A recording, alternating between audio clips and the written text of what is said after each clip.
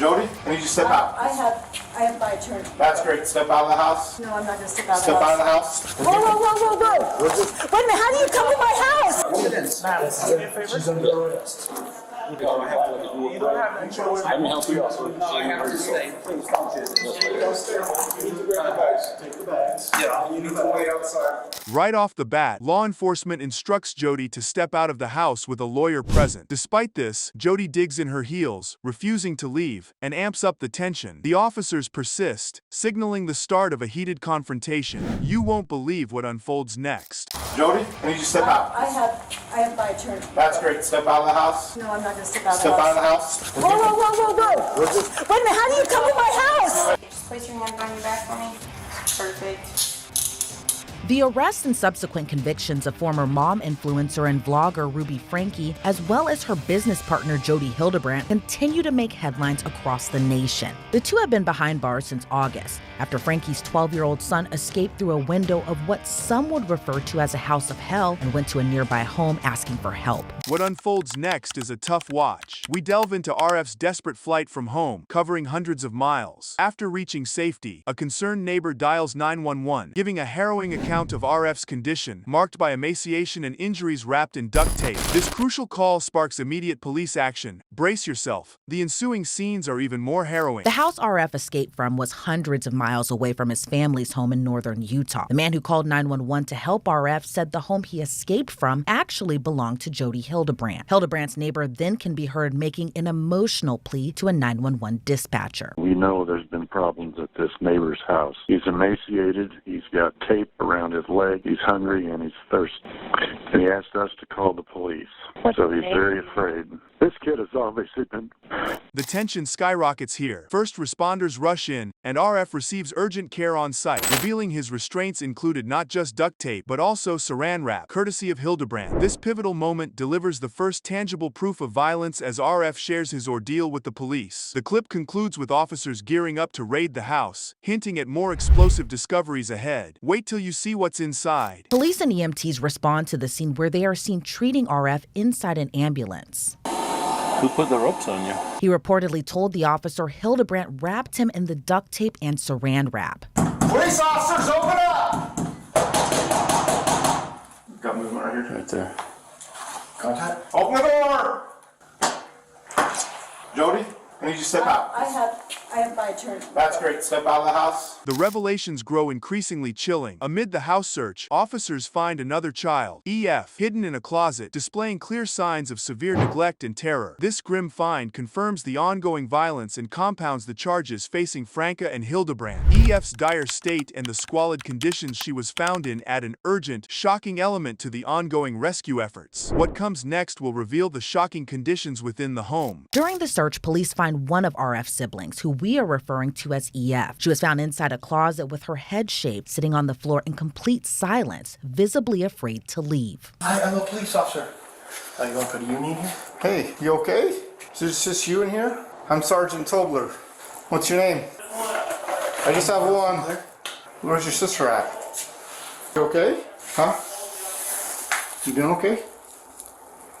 You don't want to talk to me? You won't believe the scene inside. The investigation uncovers disturbing evidence in the house, including a pantry fully stocked in stark contrast to the children's starved appearances. The discovery of ropes, duct tape, and even a trampoline used for punishment paints a horrifying picture of daily life and systemic violence in the home. This evidence is crucial for the prosecution, highlighting the severe and long-term violence. But hold on, there's more jaw-dropping evidence on the way. The mixture was put on RF's wounds, then wrapped in plastic and duct tape.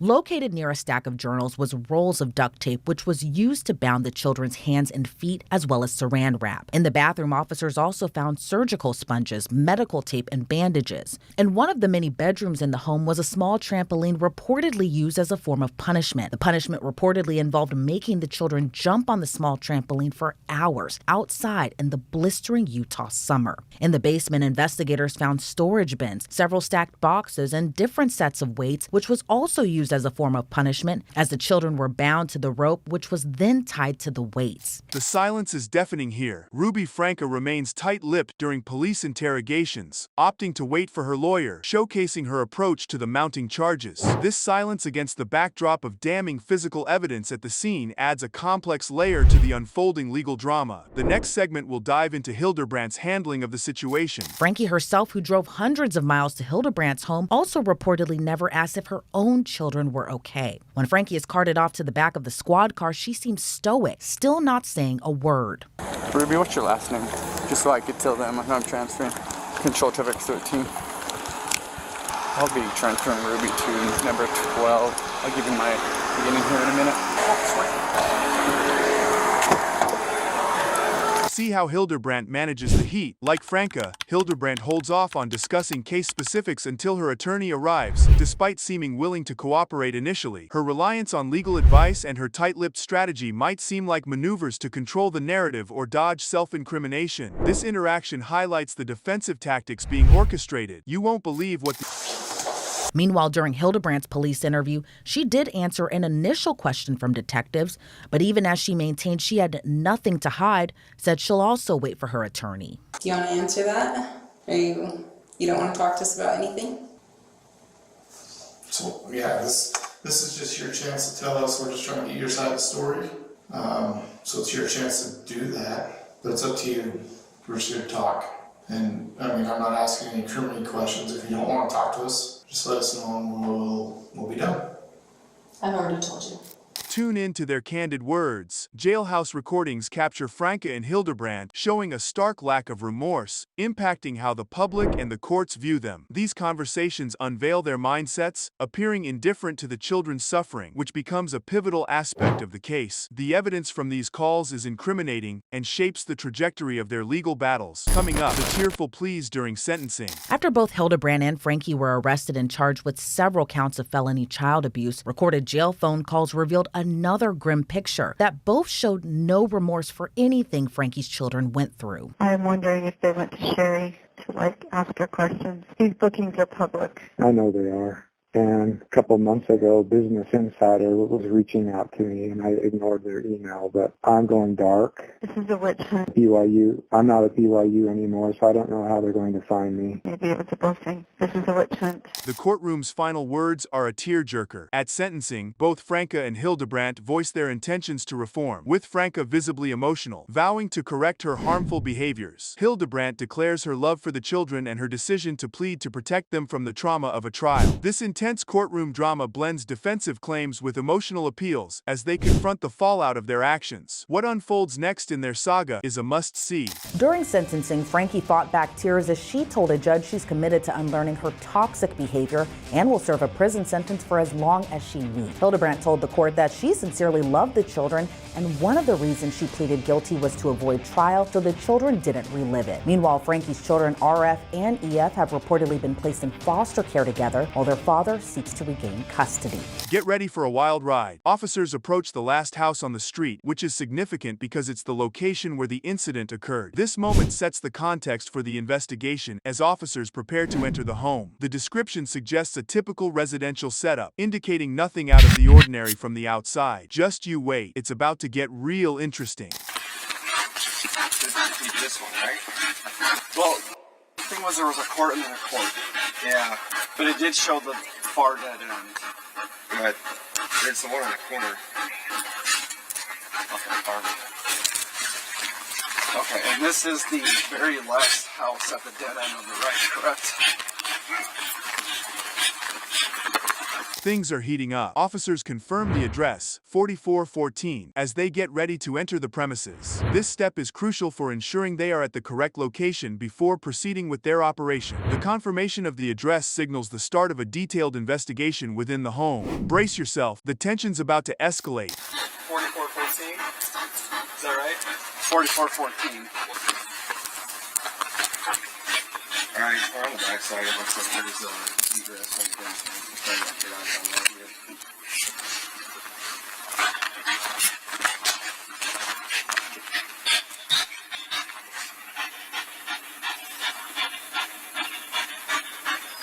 Here's where it gets dicey. An officer remarks about encountering a powerful gun again, suggesting that they have previously dealt with similar situations. This comment hints at the potential severity of the situation inside the house. It prepares the viewer for the possibility of a violent scene, emphasizing the risks law enforcement officers face. Hang on, the stakes are higher than you think. You say run the door though. Harper, go again.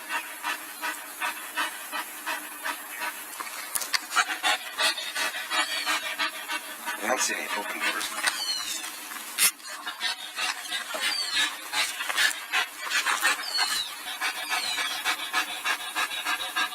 Do we need to go up and see if this Yeah, I don't really want to be in front of the window if this is, Yeah. Say what, hold right here. I'm gonna go long, I'm gonna get behind that tree. I'm gonna get a look on the backside. Plot twist incoming. Officers express concern that the situation might be a swatting call, indicating their uncertainty about the legitimacy of the threat. This is a critical moment as it shows the complexity of assessing emergency calls. The mention of swatting reflects the challenges in distinguishing between real danger and hoaxes. You won't believe what's coming up next. We're wondering if it's not a swatting call.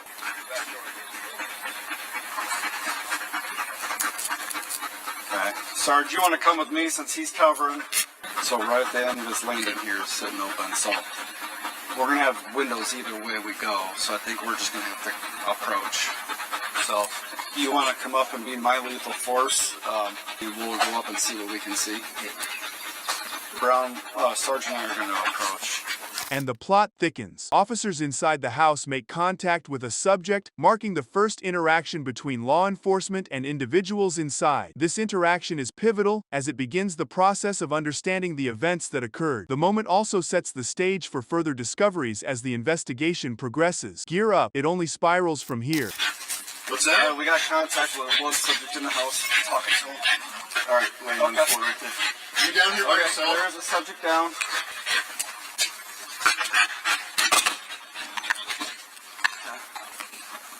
Can you put your hands out to the side where I can see them?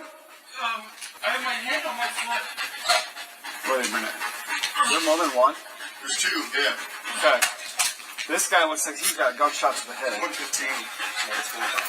Talk about a roller coaster of emotions. Officers encounter a distressed individual, possibly a family member, who inquires about what happened. This interaction highlights the emotional impact of the crime on surviving relatives. It also underscores the human element of police work during such critical incidents. Keep watching. The emotional whirlwind continues. Is that your dad? What happened? What happened?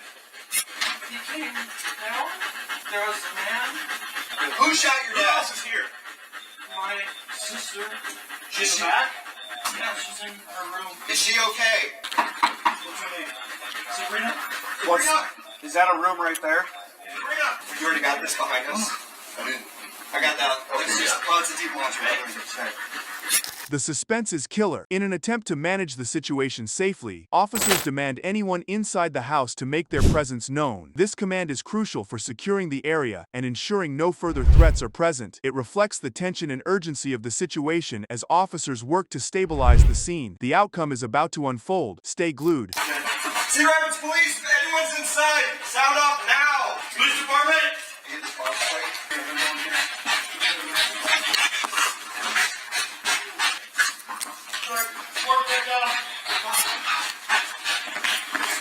Is that gonna be the wife? Just when you thought it couldn't get any worse, officers report finding a fourth victim upstairs, adding to the severity of the incident. This moment is particularly significant as it reveals the extent of the tragedy. The discovery indicates a multiple victim incident, which escalates the investigative and emergency response. Fasten your seatbelts. It's a bumpy ride from here. Doors open through the 692. We have a fourth victim. Upstairs bedroom. All right. Then you're coming through on here, Starwood.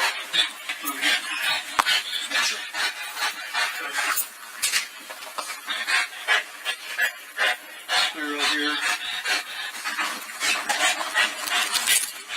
Okay, so, hey, we got him. Is anybody down tending to him? He's over by Dad now in the firearm.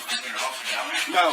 Hey, stop moving! This is far from over, folks. An injured subject is brought out the back door, highlighting the ongoing efforts to rescue and provide medical attention to survivors. This action is a critical part of the emergency response, emphasizing the role of officers in safeguarding lives. It also indicates that there might be survivors needing immediate care. The twists and turns aren't over. Watch what unfolds next.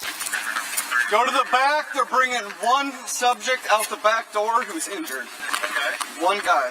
We got one injured. 4 and Adam 39. Okay.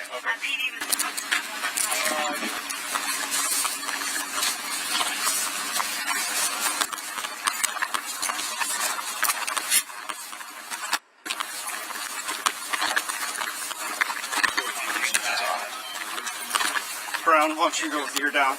Safety first, always. Officers ensure that a captured subject is not carrying any dangerous items, underscoring the ongoing risk assessment in such scenarios. This precaution is essential for maintaining safety at the scene. The dialogue between the officers reflects their commitment to securing the environment thoroughly. Buckle up, there's more to come. You haven't have anything in there. Nothing on you're not supposed to have. We just want to make sure that everybody's safe. There's a possibility that I can't hurt it though. Okay. Alex, what's your date of birth? Okay.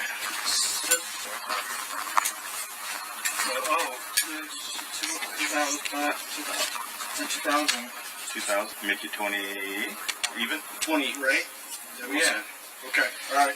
Every detail matters in this chaos. An update is given about a 20-year-old who was shot in the foot, being evacuated for medical care. This moment illustrates the aftermath of the shooting and the beginning of recovery for the victims. It also shows the coordination between different emergency services, including medical teams, to handle the consequences of the incident. The resolution is near, but there's a final twist in store.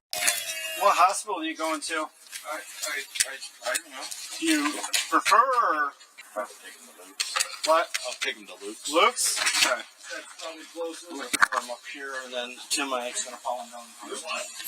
692, you're at 800. 20-year-old son that was shot in the foot is being transported by area to St. Luke's right now.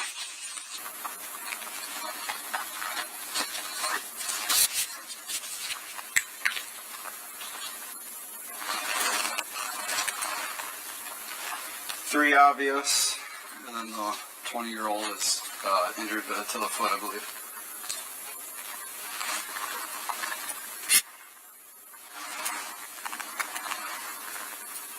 In a rather surprising twist, Donna Adelson tries her best to stay with her nearly 80-year-old husband at the airport. She expresses urgency and distress while officers instruct her to wait outside. Just when you think it's all calming down, brace yourself for more.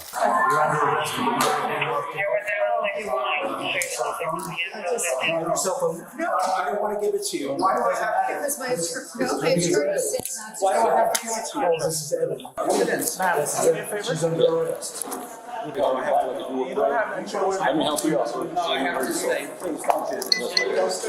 You need to grab the bags. Take the bags. Yeah. You need to wait outside. Okay. My husband's almost 80 years old. He can't Yeah, come I with can't. me. Please, can I go? No, you can't join me. Oh, don't do this, please. Please. Oh, Someone's God. got to help him get home. This is terrible. You can't do this. This is insane. Is that okay with you? Please. You don't have that with handcuffs on. She's not going anywhere. Please.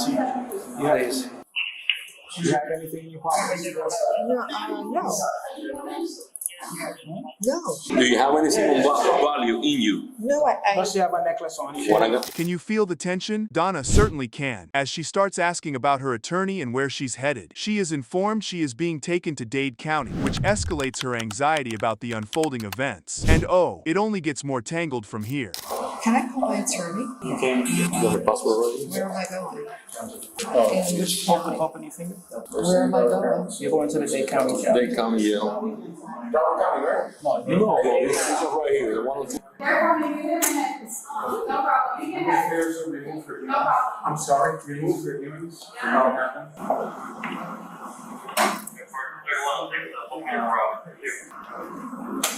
So, Yeah. Yeah. Just when you think you've seen it all, Donna insists there's been a huge mistake with her arrest. She repeatedly insists to an officer that a mistake has been made, showing her disbelief and confusion. Stick around, because the plot thickens even further in the next clip. Yeah, let's go back out and just. You're making a mistake. It's another mistake. It's two mistakes. Can you take it off, please, Donna? I don't want to hurt you. Please. Just a minute. Please. It's getting. Listen to me. Yeah. I'll call. Get in an Uber. Go home. I will. Take I it will. easy.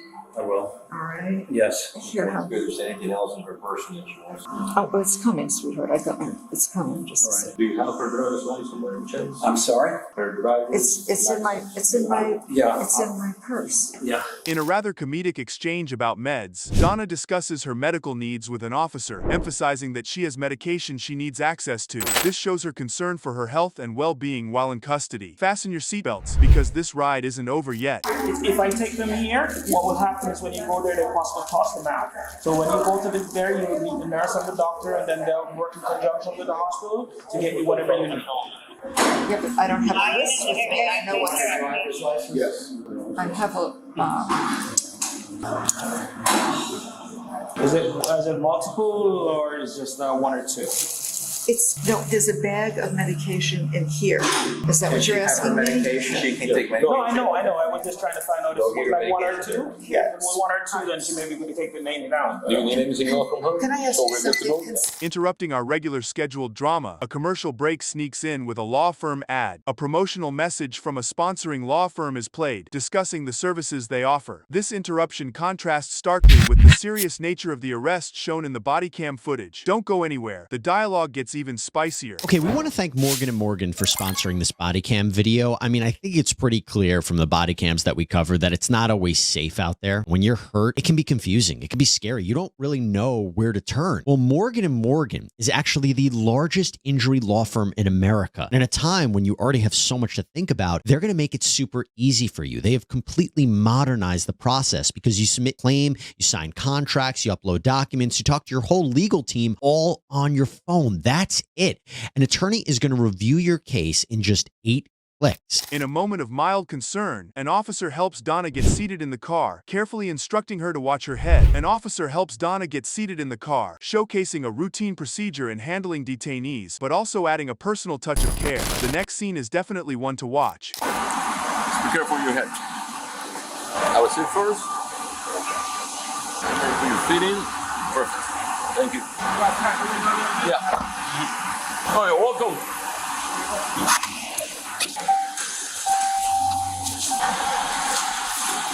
You want to take my spot? You want to move ahora? Okay, I'll do that. Here's a real jaw-dropper. Donna discovers there's a warrant out for her from Leon County, something she claims to be oblivious about. This revelation underscores the confusion and lack of information that sometimes accompanies such legal situations. Keep watching, as the conversation takes an unexpected turn. Do you know how long we're going to sit? Oh, how long we're going to sit here? And as soon as he comes back, he's going to take you from here to the warrant bureau and then to the facility. Oh, okay. Yeah, whatever information he took from you, I guess that's what he was missing, so he's going to enter that in the back. Okay. So the next place is what? The warrant? What did you say? Huh? What did you say the next place was? Well, see, what happened is the warrant that they have from you is from out of Leon County. When did they issue a warrant? As they prepare for a rainy ride, the officers make necessary adjustments. The officers prepare to transport Donna, adjusting to the rain, marking a transition from the initial arrest phase to her being moved to another location, indicating the procedural progression of her custody. Stay tuned as the drama continues to unfold.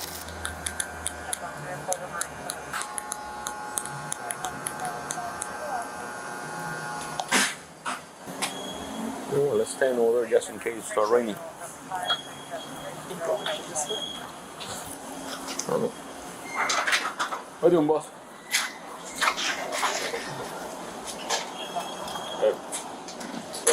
Hold on for me. Yeah.